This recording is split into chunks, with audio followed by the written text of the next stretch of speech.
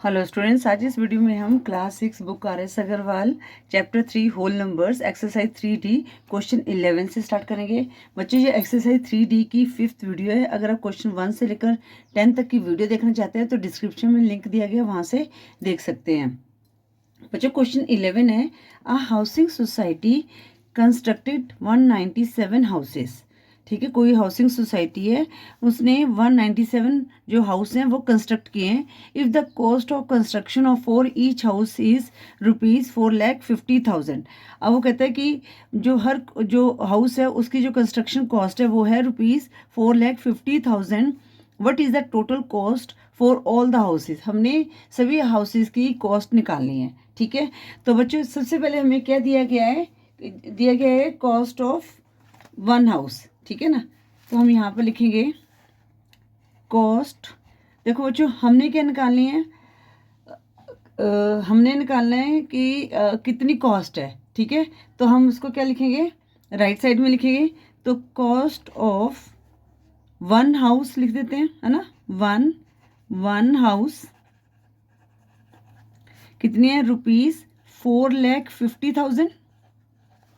ठीक है, तो अब हमने क्या क्या निकालना है, cost of 197 houses. Cost of 197 houses, तो हम क्या करेंगे, ₹4,50,000 को 197 से माइनस कर देंगे, और सॉरी मल्टीप्लाई कर देंगे। तो क्या करेंगे, ₹4,50,000 इंटू 197। अब बच्चों यहाँ पर हम कौन सा मेथड लगाएंगे, यहाँ पर हम लगाएंगे डिस्ट्रीब्यूटिव लॉ वाला मेथड लगाएंगे। तो हम क्या करेंगे, यहाँ पर देखेंगे किसके फैक्टर बन सकते हैं, हम 197 के फैक्टर बन सकते हैं। देखो, आप 4,50,000 को 197 से मल्टीप्लाई हो तब भी वही आंसर आएगा। अगर डिस्ट्रीब्यूटिव लॉ वाला मेथड लगाते हो तो वो तभी वही मेथड आएगा। तो हम क्या करेंगे, 197 के फैक्टर बनाएंगे। तो हमारे पास क्या आ गया, 4,50,000। ठीक है, मल्टीप्लाई, तो यहाँ पर क्या आएगा, 200 माइनस 3 आ जाएगा। ठीक है बच्चों, तो 200 माइनस 3 आ गया। अब 4,50,000 है यहाँ पर, तो अब हमने 2 से मल्टीप्लाई किया, तो 45 2 से कितना होता है, 90 होता है। ठीक है, अब यहाँ पर कितने जीरो, 1 2 3 4 5 6, तो हम 6 जीरो लगा देंगे यहाँ पर, 1 2 3 4 5 6 माइनस। अब पहले हम 45 को 3 से मल्टीप्लाई कर रहे हैं, 3 5 15, 5 1 कैरी, 3 4 12 प्लस 1 13। अब कितने जीरो यहाँ पर, 4 जीरो है, तो 4 जीरो लगा दी हमने। ठीक है, अब हमने इसमें से इसको माइनस कर देना है। ठीक है, तो कितना था हमारा अमाउंट, इसको हम रफ में कर लेते हैं। 9 1 2 3 4 5 6 7 है, 1 2 3 4 5 6 7, और यहाँ पर 4 जीरो आ गई। ठीक है, फिर 5 3 1। अब 0 0 0 0, 10 में से 5 लेस गया 5, 9 में से 3 लेस गया 6, 9 में से 1 लेस गया 8, और यहाँ रह गया 8। ठीक है ना, तो हमारा आंसर क्या आ गया, ₹8,865,040 आ गई। तो कितना, 1 10 100 1000 10,000 लाख 10 लाख करोड़, तो 8,86,50,000 जो है पूरे 197 की कॉस्ट आ गई। तो आप आंसर में, एक मिनट, तो आप आंसर में अलग से मेंशन भी कर सकते हैं, the total cost for all the houses is ₹8,86,50,000। ठीक है बच्चों, ये आपका आंसर आ गया, 8,86,50,000। अब हम करते हैं क्वेश्चन 12। क्वेश्चन 12 है, 50 chairs and 30 blackboard were purchased for a school. If each chair cost ₹1,065 and each blackboard cost ₹1,645, find the total amount of the bill. हमने टोटल अमाउंट निकालना है। तो बच्चों, हमारे पास जो कॉस्ट दी है ना, एक ही दिए हुए है। तो हमने क्या करना है, पहले हम 50 चेयर्स की कॉस्ट निकालेंगे, फिर हम 30 ब्लैक बोर्ड्स की कॉस्ट निकालेंगे। तो इसके लिए हम क्या करेंगे, यहाँ पर लिखेंगे कॉस्ट ऑफ ईच चेयर या वन चेयर, ईच चेयर, वो कितनी है बच्चों? कॉस्ट ऑफ ईच चेयर ₹1065, ठीक है, 1065, एक ₹1065। अब हमने कितनी निकाली है? चेयर कितनी थी? 50 चेयर्स थी, तो कॉस्ट ऑफ 50 चेयर्स, तो हम क्या करेंगे? 1065 को 50 से मल्टीप्लाई कर देंगे, तो यहाँ पर लिखेंगे 1065 मल्टीप्लाई 50, ठीक है। तो बच्चों यहाँ पर कैसे आ जाएगा? 0 तो एज इट इज़ आ जाएगा, 5 5 25, 5 2 कैरी, 5 6 30 प्लस 2 32, 2 3 कैरी, 5 0 0 प्लस 3 3, 5 1 5, तो कितना आ गया? 53,250। ये है हमारी 50 चेयर की कॉस्ट है। अब हम निकालते हैं ब्लैक बोर्ड की। एक ब्लैक बोर्ड की कॉस्ट कितनी है? ₹1645, तो हम लिखेंगे cost of each black board,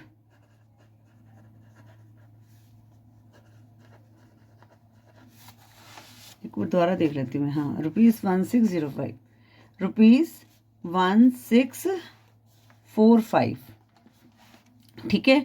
तो टोटल कितने कॉस्ट, कितने ब्लैक बोर्ड थे? 30 थे। कॉस्ट ऑफ 30 ब्लैक बोर्ड,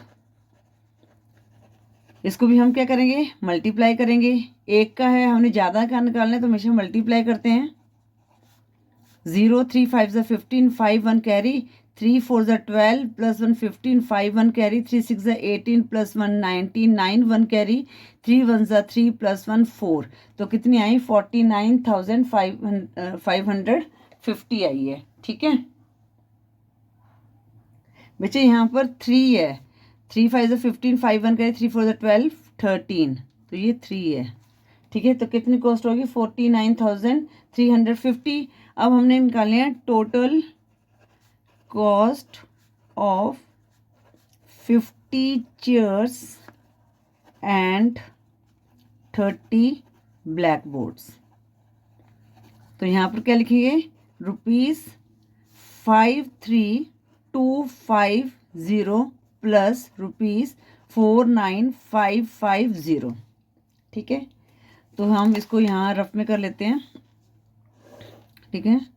53,250 और यहाँ पर 49,350 है बेटा, फिर मैं 3, ये 3 है, 350, 0 5 प्लस 5 10, 0 1 कैरी, 6 आ गया, 9 प्लस 3 12, 2 1 कैरी, तो यहाँ पर 10 आ गया, तो ये कॉस्ट आ गई हमारी 1,02,600। तो हमारा क्या आंसर है? ₹1,02,600, मतलब 1,02,600 जो है वो टोटल कॉस्ट होगी 50 चेयर्स की और 30 ब्लैक बोर्ड्स की, ठीक है बच्चों।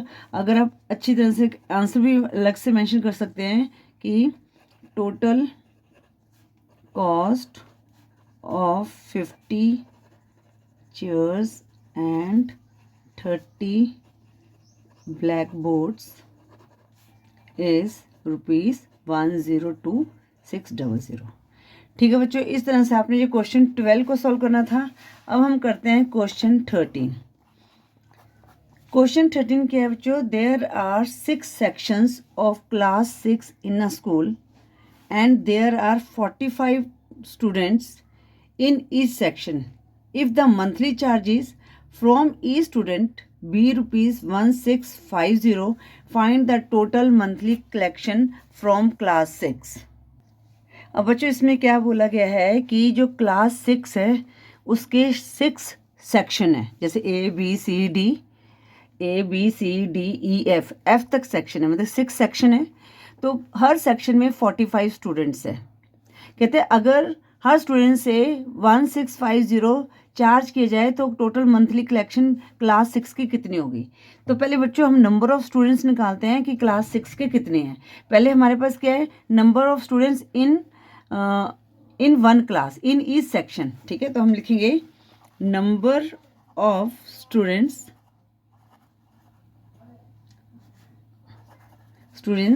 In each section,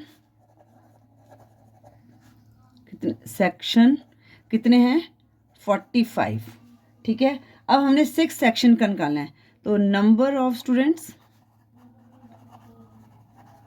in 6 sections, तो क्या करेंगे 45 को 6 से मल्टीप्लाई कर देंगे, तो कितना आएगा 6 5 से 30, 0 3 कैरी, 6 4 ज़ा 24 प्लस 3 27, तो कितने हो गए 270 स्टूडेंट्स हो गए। तो टोटल हमारे पास स्टूडेंट्स कितने आ गए 270 आ गए। अब मंथली चार्जेस हम लिखेंगे ई स्टूडेंट की, monthly charges from each student, वो कितने बच्चों ₹1650, ठीक है। अब टोटल मंथली चार्जेस 4 क्लास 6 के लिए क्या करेंगे 270 से मल्टीप्लाई करेंगे, तो यहाँ पर लिखेंगे total monthly charges from class 6 students, क्या करेंगे हम ₹1650 को 270 से मल्टीप्लाई कर देंगे, ठीक है बच्चों। अब यहाँ पर हम कौन सा मेथड लगा सकते हैं डिस्ट्रीब्यूटिव लॉ ऑफ मल्टीप्लिकेशन, ठीक है। तो हम क्या करेंगे पहले देखेंगे किसके इसी फैक्टर बन सकते हैं। देखो इसको मल्टीप्लाई करके भी आपका आंसर वही आएगा, पर हमने कैलकुलेशन को ईजी बनाना भी सीखना है ताकि हमारी कैलकुलेशन जो है फास्ट हो। तो हम क्या करेंगे 270 के फैक्टर बनेंगे, तो हम 270 के 200 प्लस 70 भी कर सकते हैं या 300 माइनस 30 भी कर सकते हैं, जो आपको इजी लगे। तो हम यहाँ पर लिखेंगे 1650 मल्टीप्लाई, तो यहाँ पर 300 माइनस 30 हमने इसके फैक्टर बना लिए। अब हम क्या करेंगे 1650 को 300 से मल्टीप्लाई करेंगे, माइनस 1650 को 30 से मल्टीप्लाई करेंगे, राइट। अब हमारे पास पहले तो 3 को मल्टीप्लाई कर दो, 3 5 ज़ा 15, 5 1 कैरी, 3 6 ज़ा 18 प्लस 1 19, 9 1 कैरी, 3 1 ज़ा 3 4, और कितनी जीरो आ गई 1 2 3 जीरो आ गई। अब यहाँ पर फिर मल्टीप्लाई करेंगे तो 3 5 ज़ा 15, यही आएगा 495, 1 कैरी, 3 6 ज़ा 18, 9 3 1 ज़ा 3 4 आ गया, और कितनी जीरो हैं 2 जीरो लगा दी, ठीक है। अब हम क्या करेंगे 4 जो इस अमाउंट्स में से इसको माइनस कर देंगे, 495,000 है, ये आपने रफ में माइनस करना है, 49,500, 0 0 10 में से 5 लेस किया 5, यहाँ पर आ गया 4, तो कैरी किया 14 में से हमने 9 लेस किया, तो हमारे पास कितना है यहाँ पर 5, 14 में से हम 9 लेस करेंगे 5 आएगा, ठीक है।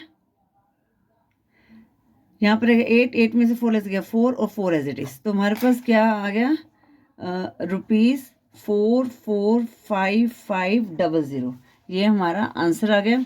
तो आप लिख भी सकते हैं टोटली मंथली कलेक्शन, आंसर में लिखेंगे total monthly collection from class 6 is ₹445500, ठीक है बच्चों। इस तरह से आपने जो क्वेश्चन 13 को सॉल्व करना था। अब हम करते हैं क्वेश्चन 14।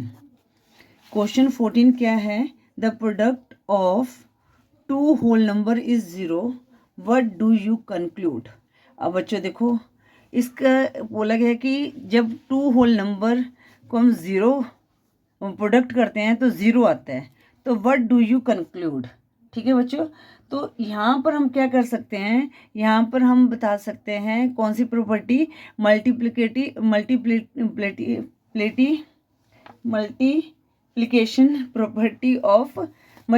प्रॉपर्टी को हम यहाँ पर यूज़ कर सकते हैं, क्योंकि मल्टीप्लिकेशन में हम किसी भी ज़ीरो को अगर हम होल नंबर को 0 से मल्टीप्लाई करने पर भी 0 आएगा, अगर हमारे पास 2 होल नंबर है और वो 0 हैं तब भी 0 आएगा, ठीक है। अगर एक होल नंबर 1 है और दूसरा होल नंबर 0 तब भी 0 आएगा, एक होल नंबर 10 है तो दूसरा 0 तो तब भी 0 आएगा। मतलब कि यहाँ पर जब भी 0 से मल्टीप्लाई करते हैं तो क्या आता है 0 आता है, तो यहाँ पर मल्टीप्लिकेशन जो प्रॉपर्टी है उसको हम यूज़ कर सकते हैं। तो हमने वर्डिंग कैसे लिखनी है वो हम देख लेते हैं। तो हम यहाँ पर लिखें द प्रोडक्ट ऑफ लिखेंगे the product of two whole number, ठीक है, two whole number is zero, किससे? फ्रॉम मल्टीप्लिकेशन प्रॉपर्टी से, फ्रॉम मल्टीप्लिकेटिव प्रॉपर्टी। ठीक है बच्चों, अगर आपने मेरी वीडियोस देखी होंगी तो मैंने आप उसमें बताया कि हाँ भी ये मल्टीप्लिकेशन प्रॉपर्टी के बारे में बताया, मल्टीप्लिकेटिव प्रॉपर्टी ऑफ ज़ीरो। ठीक है बच्चों, अब हम यहाँ पर ये भी लिख सकते हैं, we conclude that one of the whole number is zero और both of the number is zero. मतलब कि हम इससे क्या कंक्लूड निकला हमने, we conclude that one of the whole number is zero, ठीक है, और both of the number is zero. ठीक है, इसका मतलब क्या हुआ मल्टीप्लिकेशन प्रॉपर्टी में कि ये इसका मतलब क्या हुआ कि अगर एक नंबर, जैसे एक दो होल नंबर है ना, the product of two whole number, जैसे ये दो होल नंबर हैं, अब मान लो एक 10 है और दूसरा 0 है, तो आंसर क्या आएगा? 0। तो ये मैंने कहा था ना, both of we conclude that one of the whole number is 0, तो एक 0 है तो हमारे पास 0 आ गया, और both of the number is 0, अगर ये दोनों 0 है तब भी हमारे पास क्या है? 0 आएगा। ठीक है बच्चों, जो ये क्वेश्चन 14 है, इस तरह से आपने ये आंसर को लिखना है। अब हम करते हैं question 15, fill in the blanks है। क्वेश्चन 15 है, the sum of two odd number is an number, मतलब कि अगर हम टू ऑड नंबर को ऐड करें तो हमारे पास क्या आएगा? अब बच्चों देखो ऑड नंबर्स क्या होते हैं। क्वेश्चन 15 पार्ट 1, ऑड नंबर होते हैं 1, 3, 5, 7, 9, 11। ठीक है ना, अब इनको ऐड करते हैं। 1 + 3 कितना आया? 4, 3 + 5 8, 5 + 7 12, 7 + 9 16, 9 + 11 कितना आया? 20। ठीक है ना, तो इनको आप देखो, ये भी 4, 8, ये क्या आ रहा है? इवन नंबर आ रहे हैं। ठीक है, तो हम यहाँ पर फिल इन द ब्लैंक्स में क्या लिखेंगे? Even number. जब भी हम दो ऑड नंबर्स को ऐड करेंगे तो हमारे पास क्या आएगा? Even number. तो यहाँ पर जो फिल इन द ब्लैंक्स है पार्ट 1 का, वहाँ पर इवन लिखेंगे। ठीक है बच्चों, EVEN। अब पार्ट 2 क्या है? Product of two odd number is an dash number. कहता है कि product of two odd number, अगर दो ऑड नंबर हैं तो क्या नंबर आता है? तो बच्चों जैसे हम देखते हैं product of two odd number, odd numbers यही ऑड नंबर्स हैं। 1 × 3 3, 3 × 5 15, 5 × 7 35, 7 × 9 63, 9 × 11 99। अब देखोगे जब भी हम दो ऑड नंबर को हम मल्टीप्लाई करते हैं तो हमारे पास क्या आता है? ऑड नंबर ही आता है। ठीक है, तो यहाँ पर फिल इन द ब्लैंक्स की जगह क्या लिखेंगे? ऑड लिखेंगे। अब हम पार्ट 3 करते हैं। पार्ट 3 क्या है? A is not equal to 0 and A into A equal to A equal to question mark. ठीक है बच्चों, तो क्वेश्चन को समझते हैं। क्वेश्चन क्या कह रहा है कि जो है A is not equal to 0, मतलब कि जो A की वैल्यू वो 0 नहीं है। ठीक है ना, बट अगर हम A into A करें तो क्या आता है? A आता है। ठीक है, अब वो कहता है कि यहाँ पर A की वैल्यू क्या होगी? ठीक है ना, अब बच्चों हमारे पास हमें ऐसा कौन सा नंबर लिखेंगे कि यहाँ पर वहाँ पर A ही आए? ठीक है, अगर हम यहाँ पर 2 लेते हैं तो हमारे पास क्या आएगा? 2A आएगा। बट अगर हम यहाँ पर 1 लेते हैं तो क्या आएगा? यहाँ पर A ही आएगा। जब भी हमारे पास ऐसे कोई वेरिएबल, तो इसके अगर कुछ नहीं लिखो तो इसका मतलब 1 होता है। ठीक है ना, तो यहाँ पर A की वैल्यू क्या आएगी? 1 आएगी। ठीक है, क्योंकि हम A को A से मल्टीप्लाई करके हमारे पास A ही आएगा। अगर हम A को 1 से मल्टीप्लाई करते हैं तब भी हमारे पास A आएगा। ठीक है बच्चों, इस तरह से आपने ये क्वेश्चन 15 के फिल इन द ब्लैंक्स करने थे। आई होप आपको क्वेश्चन 11 से लेकर 15 तक भी अच्छी तरह से समझ आ गए होंगे। अगर फिर भी आपकी कोई क्वेरी है तो मैसेज कर सकते हैं। वीडियो यूज़फुल लगी है तो बच्चे वीडियो को लाइक करें, शेयर करें अपने फ्रेंड्स के साथ। चैनल पर नहीं हो तो चैनल को सब्सक्राइब करें। Thank you for watching. Next video में हम एक्सरसाइज 3E के क्वेश्चंस सॉल्व करेंगे।